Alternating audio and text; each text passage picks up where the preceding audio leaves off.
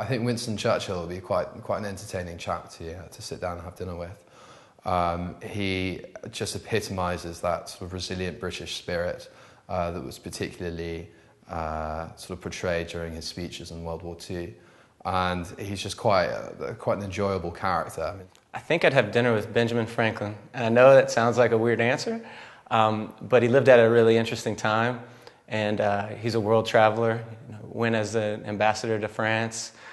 He's also kind of a party guy, so I think the dinner would be really fun. My mother passed away like 4 years ago, so if I could have, I've always said I would give away anything and everything for one more day with her, so I'd have to pick her. I mean, it's an easy decision. I think it would be a lot of fun to be a musician. I think a lot of people probably say that, but I can't sing, I can't play an instrument, and so it's basically the antithesis of anything I can do, so it would definitely be that. I think my dream job would be maybe being an ambassador, traveling around the world and seeing all the different things and working as kind of an advocate for our country, and then also trying to help other countries in some form or another. Just seems like the best job around. I would absolutely be a forensic scientist, and I'd work for the FBI, and I'd be a secret agent, and I would absolutely dive headfirst into every case I had and have the best time doing it. Alaska. I went up there on a 3-week kayak trip, and we went to the Kenai Fjords, which is just outside of Seward and Anchorage, and they dropped us off there, and we were there for 3 weeks in the wilderness, just kind of living on our own, very low impact, and it was just absolutely beautiful. Definitely the most exotic place I've been to, I think, is St. Petersburg, Russia. And they have the Hermitage Museum, which is the old Tsar's castle. And I'm an art appreciator, not an aficionado, not a buff, but the art collection there is unbelievable. I mean, I've been to, the Art Institute here, and I've been to the Prado in Spain, I've been to the Vatican museums, I've seen some incredible museums, but the Hermitage collection is 10 times better. Dubai, and I was there twice, about 2 years ago, and for work and a little bit of leisure above it, we did a party in the desert about an hour outside of Dubai, where camels roamed and Arabian men rode Arabian horses. I'm afraid of letting down my family and just not supporting my family. I feel like, if I disappoint them, I definitely disappointed myself. My parents live in the suburb of Chicago, and I'm very close to them. But in a couple of years, they're going to move back to Japan for the rest of their life. And I'm afraid of not being there to take care of them. Flying in heights, definitely don't like flying.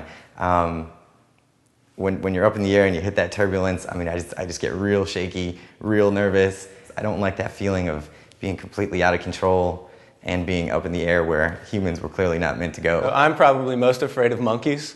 I recently took a trip to the Caribbean, and they had monkeys that were on these men's shoulders, and as you walk by, they'd put it on your shoulder and try to get you to pay to get it off. It was really terrifying. They had little man hands, and it was just really scary.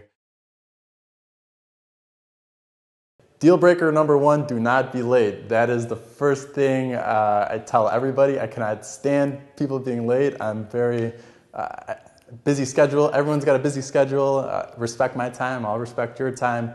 Don't show up late. I can't stand it. It drives me bananas. Smoking's a deal breaker. And just, I guess being self-involved is kind of one of those things. There's a whole world out there and all these different people, and just not being aware of what's going on around you just kind of... that's a deal breaker. It throws me off. I think someone who isn't willing to laugh at themselves, isn't willing to try new foods. I really enjoy going out to eat and going out in the city. If someone just wants to stay at home all the time, I think that's sort of a deal breaker. Someone who doesn't have a very good sense of humour. I definitely need a girl who sort of understands my sense of humour. Hopefully is quite funny herself. Apart from that, I think a girl who's slightly too reliant on me in social settings. I find it very attractive when girls are off and they're able to sort of, walk around the room and talk to all sorts of people. My happy place is the gym. I try to block out about an hour or two every day, and that's kind of my me time where I get to focus on myself. I don't have to worry about salesmen calling me or other situations or distractions that are going on. This is a place called Map Room. When on every Tuesday they have international night where they serve food catered by different restaurants. My happy place in Chicago is Club Vibe. I know that I'm gonna have a good time, being that it's a good DJ. I can go in there, I can dance, I can sit down, I can, go in there and just enjoy myself and know that I'm safe and that I'm around a great crowd.